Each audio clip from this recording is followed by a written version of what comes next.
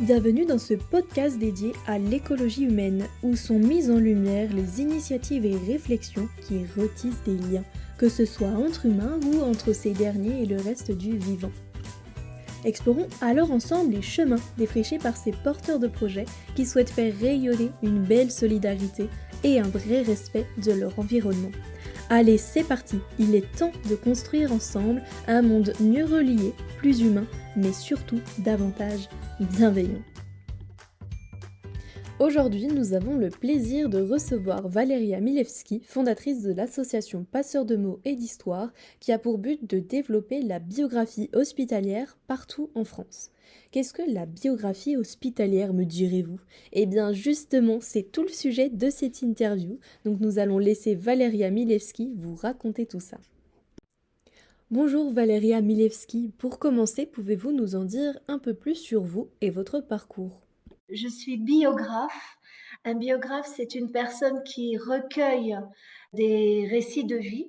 Et la particularité, c'est que je suis biographe à l'hôpital ou à domicile, mais auprès de personnes très gravement malades et ou en situation palliative. Ça, c'est mon métier depuis maintenant 17 ans, parce que j'ai commencé en 2007 dans un service de cancérologie à l'hôpital de Chartres, où je suis toujours. Peut-être aussi, j'aimerais parler de ce que j'aime faire, c'est transmettre. Alors, je fais pas mal de conférences.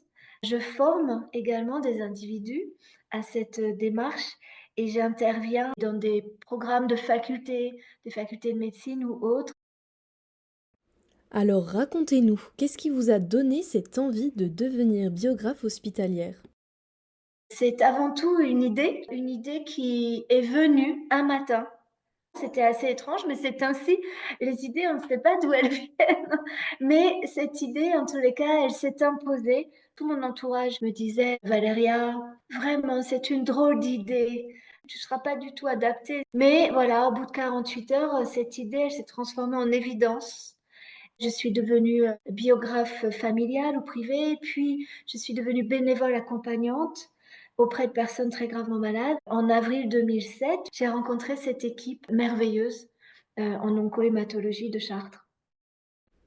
Biographe hospitalier, c'est un métier assez peu connu que vous aidez d'ailleurs à structurer via votre association Passeurs de mots et d'histoire. Pouvez-vous nous en dire plus à ce sujet, s'il vous plaît ? À un moment donné, nous nous sommes aperçus avec l'équipe, parce que les médias ont commencé à venir dans le service, que ça n'existait pas. Nous avons été très étonnés. Il n'y avait rien sous cette forme, à savoir un individu qui fait partie intégrante d'un service.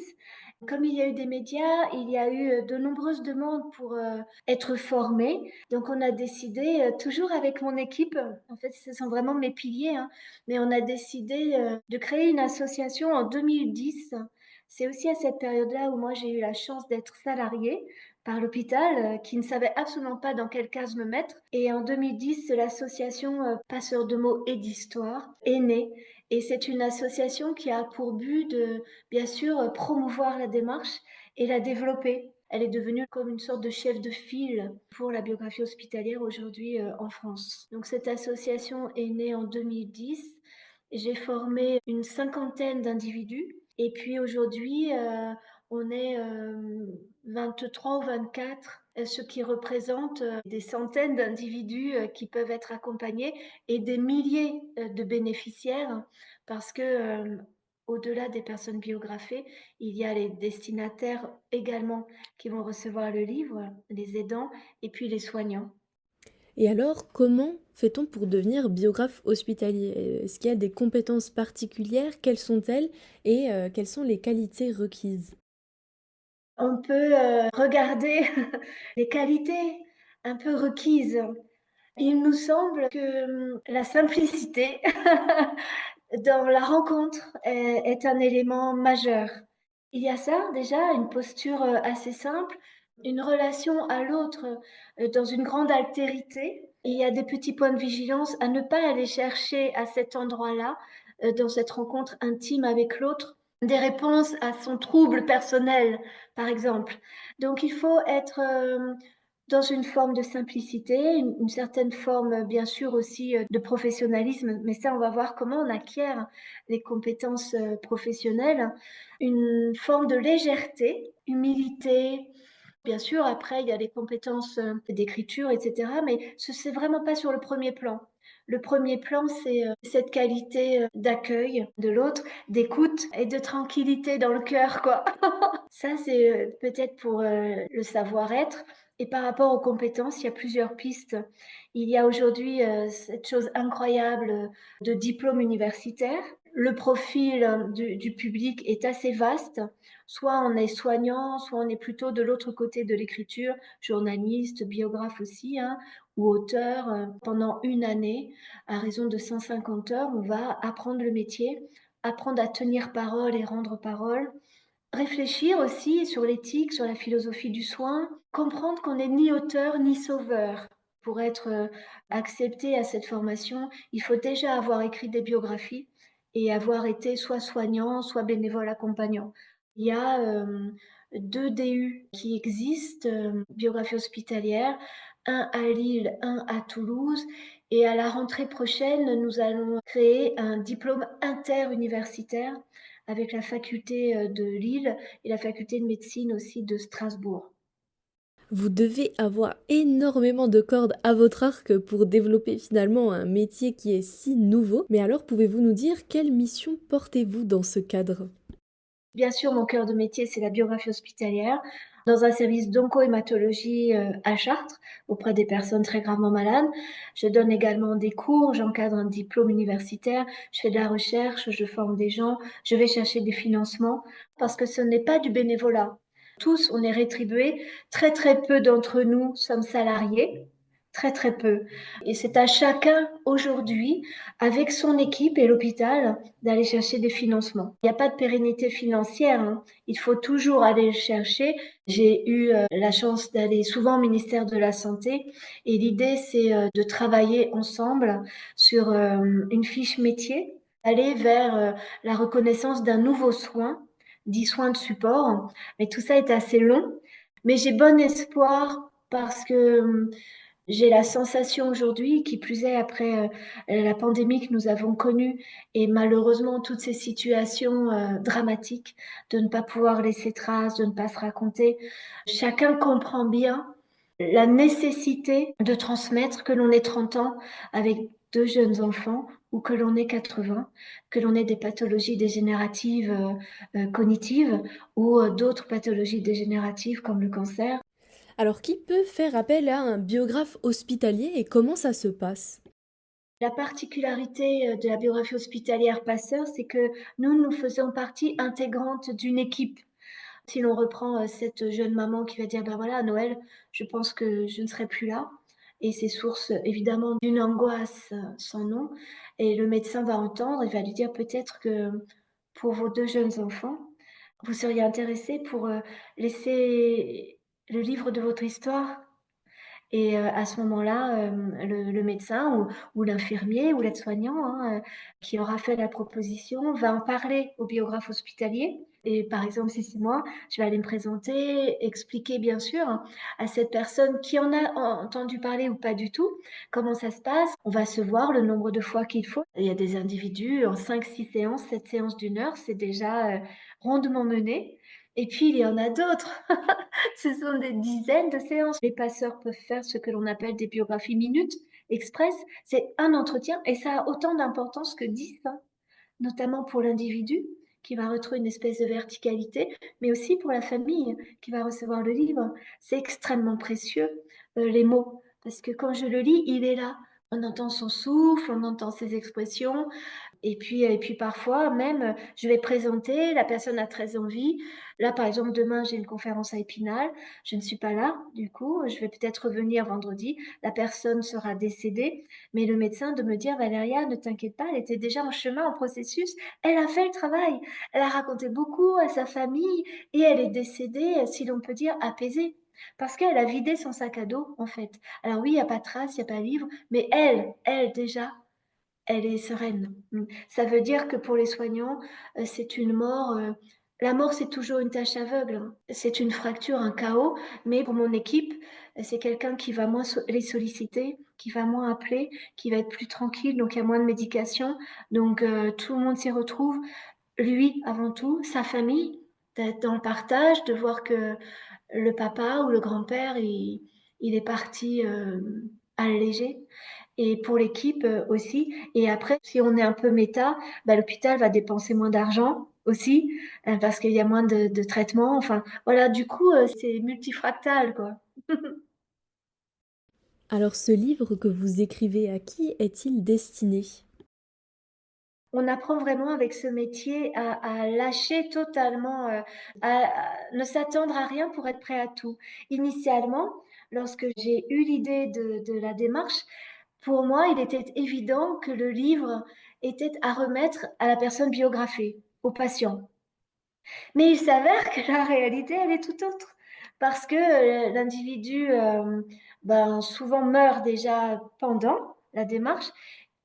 Lorsque ça n'est pas le cas, lorsqu'il va au terme de l'aventure, alors voilà, on se dépêche tous les passeurs, on se dépêche pour rédiger, pour demander graphiste de mettre toutes les photos, parce qu'on peut aussi mettre des photos. Je presse toute ma petite équipe de façonniers, l'imprimeur, le relayeur d'art, et voilà. Et dans ces cas-là, je peux remettre de son vivant à l'individu son cahier sur lequel j'ai pris des notes. Bien sûr, le livre, très très beau livre, de 1 à 3 exemplaires.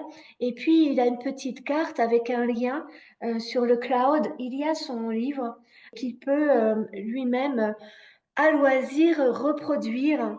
Et c'est un moment très fort, très très fort. Pour moi, encore après 17 ans et des centaines d'accompagnements, c'est encore un moment extrêmement ouais, puissant, quoi.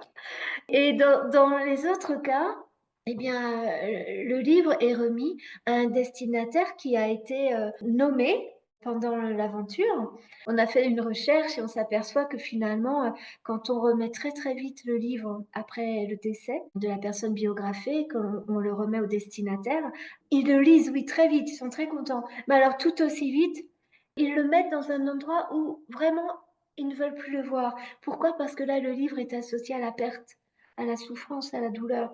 Donc, on a bien compris ça. Aujourd'hui, on remet le livre à minima 9 mois après le décès, et voire il y a des familles, des fratries qui le demandent des années après. Et voire il y a des familles qui ne viennent jamais. Et qu'en est-il des réactions suscitées par cette remise du livre, que ce soit auprès de la personne malade ou bien auprès des familles? La première des réactions, c'est l'émotion, beaucoup d'émotions. Et puis, lorsque c'est au destinataire, ils me disent: «Vous savez, Valéria, ce livre, c'est quelques pages, parfois c'est 20 pages, parfois c'est 80, parfois c'est 100. C'est ça qui va m'être le plus précieux et en plus, je vais le transmettre à mes enfants qui eux-mêmes vont le transmettre». Il y a des bénéfices avant la démarche, il y a des bénéfices pendant la démarche. Évidemment, les bénéfices ne sont pas les mêmes que l'on soit la personne biographiée, le patient, que la famille et que les soignants. Et puis, il y a des bénéfices après la démarche, pareil pour les patients, pour les destinataires et pour les soignants. Et bien sûr, encore au-dessus pour la société. Le premier bénéfice du patient, c'est peut-être d'être reconnu en tant encore que sujet, sujet pensant, sujet vivant, avec envie de donner du sens à son existence, de transmettre. Et puis on a pu s'apercevoir que ça soulage des douleurs, qu'elles soient physiques même, voire même psychiques, alors que encore une fois on n'est pas du tout psychologue, hein. Des douleurs existentielles aussi. Mais qui suis-je, où vais-je et eux-mêmes font le travail. C'est ça qui est merveilleux, c'est que moi je ne fais rien. Le biographe ne fait rien, il écoute. Pour les destinataires, un enfant qui, un jour, reçoit le livre de sa maman, il a 12 ans et il lit, «Je t'aime et je t'aimerai toujours». Je me dis que cet enfant qui a perdu sa maman, plus tous les souvenirs, eh bien, il va se construire, peut-être un peu plus plein. Bien sûr, il y a la peine, mais quand il veut, il pourra relire et c'est vécu, hein. Il pourra relire, sa petite maman qui est à côté. Donc combien de fois j'ai entendu: «Bah, voilà, c'est comme si elle était là, elle m'accompagne, c'est comme si je recevais un câlin». C'est une sorte de lien entre, celui qui est mort et celui qui est vivant. Et puis pour les soignants, ça permet vraiment de s'intégrer au sein d'une médecine humaniste, de sortir de la technicité pour aller vraiment vers, leur art, parce que c'est vraiment un art, hein, de soigner. Qu'est-ce qu'une telle démarche va pouvoir apporter à la personne qui se livre à l'exercice de raconter sa vie? Bah, quand on est très gravement malade, on est beaucoup plus isolé. Alors quand on va mourir, ça se rétrécit. Alors déjà soi-même, en soi-même, on est tout rétréci parce qu'il y a moins de champs des possibles, hein. Donc c'est vrai que, d'avoir une rencontre avec, quelqu'un qui propose quelque chose que l'on n'avait jamais imaginé, ça redonne, de la force. Parce que moi je m'intéresse à vous et vous avez une vie unique. Donc elle est exceptionnelle puisqu'elle est unique. Maintenant, voulez-vous nous raconter, nous partager une histoire qui vous a particulièrement touché durant votre parcours? Peut-être je pourrais raconter une histoire, c'est une maman, elle a 50 ans, elle s'appelle Véronique, elle a un fils unique. Elle va mourir, mais on arrive, à faire, un récit complet et je sais comment son fils va réagir. Son fils, il a 25 ans, il ne connaît pas l'identité de son père. Donc évidemment que la seule chose qui l'attende, c'est le nom de ce père inconnu. Et moi, je sais qu'il n'y a pas ce nom. Et la maman, elle a expliqué dans le livre pourquoi il n'y a pas le nom de ce père. Donc, je remets le livre à la grand-mère, le fils ne vient pas. Et la grand-mère m'appelle et elle m'explique qu'il a pris le livre et qu'il l'a jeté dans le salon de rage, de colère. Et je comprends. Et elle me rappelle 6 mois plus tard pour me dire, vous savez, Valéria, mon petit-fils, il a relu le livre. Ah, j'ai dit, ah oui, et il a compris. Et moi, rien que ces mots-là, ça m'a suffi parce qu'en fait, cette mère, toute sa vie était centrée sur son fils unique. Et vraiment, après des centaines de récits, je n'ai jamais, jamais, jamais écrit de nouveau une ode d'amour comme ça d'une maman envers son fils. Comment se passe la fin de vie en France aujourd'hui? Quel constat faites-vous, vous qui êtes justement au cœur du réacteur? Aujourd'hui, en 2024, la fin de vie, depuis maintenant quelques décennies, elle est très médicalisée. Ça veut dire qu'on meurt à l'hôpital, souvent assez isolé. Et lorsqu'on veut mourir chez soi, si je prends l'exemple d'Eure-et-Loir où c'est un vrai désert médical, c'est souvent dans des conditions assez désastreuses. Parce qu'à 4 heures du matin, il n'y a personne qui va venir quand on étouffe. Donc, c'est compliqué parce que il y a comme des espèces de dissensions. Bon, on parle de l'accompagnement de fin de vie, des soins palliatifs, de l'euthanasie, du suicide assisté. On ne sait pas trop vers quel chemin l'on va. Ce qui est certain, c'est que la mort est taboue. Elle est obscène, obscène dans le premier sens du terme, en dehors de la scène. C'est-à-dire que il vaut mieux créer des maisons de soins de fin de vie ou d'unités de soins palliatifs, mais dans la forêt, très très loin de la société, hein, un peu comme les lazarettes au temps de la peste, où on prenait le bateau et puis on mettait ces individus sur très très loin. Je suis vraiment de culture palliative, mais j'œuvre pour que se développe, comme au sein de mon service, une équipe formés à l'accompagnement pour les personnes très gravement malades ou en situation palliative. Ça, c'est la première des choses. Et puis, où il y ait une vie sur plein de niveaux. Nous, dans un service d'oncohématologie, par exemple, il y a ce que l'on appelle des lits dédiés, soins palliatifs, à savoir que sur 20 chambres, il va y avoir la personne qui va guérir de son cancer du sein. Il va y avoir des rémissions, il va y avoir une rechute, il va y avoir des gens qui vont mourir.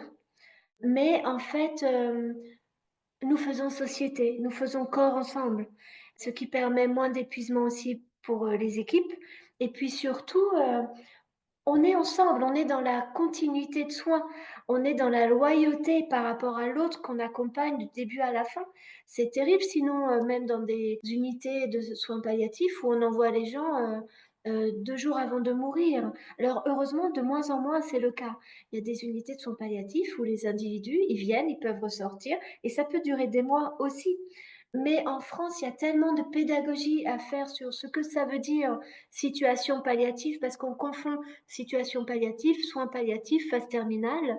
On doit user de beaucoup, beaucoup de pédagogie parce que, il faut le dire, aujourd'hui en France, on ne meurt pas forcément bien.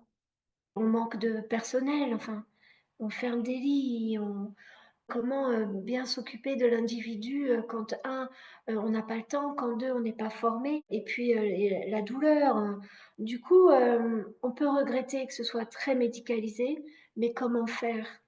Moi, je suis plutôt d'un tempérament optimiste. Ça fait quand même 17 ans que je suis, à cet endroit.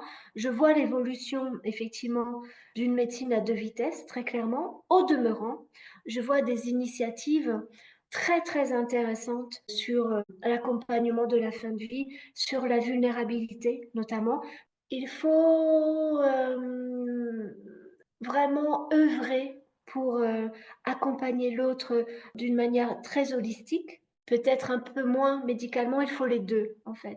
Il faut ce savoir-faire médical pour ne pas qu'il y ait de souffrance et d'un autre côté, il faut pouvoir l'accompagner autrement et vraiment que toute la société, on le sait, hein, depuis des millénaires, une société qui ne s'occupe pas de ses mourants, c'est une société qui va à sa perte et là, pour moi, je vois un sursaut. Il y a beaucoup, beaucoup d'initiatives où je vois des relais et en ça, je suis, optimiste. Il faut continuer d'œuvrer avec, joie.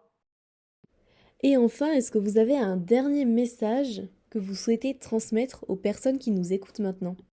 On se rend pas compte, mais la vie, ça va très, très, très vite. C'est comme un souffle. C'est comme, un papillon qui va battre 3 mouvements d'ailes et ça peut se terminer très vite. Et même si ça se termine quand on a 100 ans, on a toujours en soi la petite voix de l'enfant de 8 ans et on peut toujours être aussi espiègle et on se dit mince, mais c'est passé tellement vite. Profitons des uns et des autres, soyons ensemble et mettons le plus possible de côté conflits et aigreur. Profitons de chaque instant parce qu'il n'y a que celui-ci de vrai. Et maintenant, un petit bonus pour nos auditeurs. Comment vos proches ont-ils réagi à l'annonce de ce choix de métier? Moi, lorsque j'ai fait part, voilà, à mon entourage, mon mari, ma famille, mes amis, que j'avais le souhait de ce métier, ils m'ont totalement, totalement, totalement déconseillée parce que je suis une pleureuse, mais incroyable. C'est-à-dire que moi, je regarde les dessins animés, mais avec mes enfants, même quand ils avaient 2 ans ou 4 ans, hein, je pleure. Mais c'est catastrophique, mais c'est dingue. Je vois des oiseaux dans le ciel, je suis tellement... Alors moi, je pleure pas de tristesse, jamais, ou quasiment jamais, mais moi, un rien me... Là, il y a un peu de pluie sur le carreau, ben je peux être émue parce que je trouve ça beau, ça fait un dessin, et ça me va pas du tout en s'arrangeant, hein. Du coup, ils m'ont dit: «1, tu peur des médecins, les blouses blanches, tu horreur, tu t'évanouis, tu vas même pas faire tes prises de sang, tu prends jamais de médicaments, c'est une cata. Donc qu'est-ce que tu vas faire à cet endroit? Qu'est-ce que tu vas pouvoir, donc voilà, mais en fait, ça a été, beaucoup plus grand que moi. Mmh. Un grand merci à vous, Valéria Milewski, pour ce témoignage plein d'espérance et de joie. Vous nous avez rappelé, et c'est précieux, que chaque vie est unique et remarquable. Vous nous avez aussi rappelé que l'on n'en a qu'une, qu'elle passe surtout très vite. Que voulons-nous vraiment en faire? Peut-être qu'il faudrait se poser plus souvent la question. Et sur ce, on vous dit merci d'avoir partagé ce moment avec nous. Alors si vous l'avez apprécié, n'hésitez pas à le faire découvrir à l'un de vos proches et on se retrouve très vite pour de nouveaux podcasts inspirants.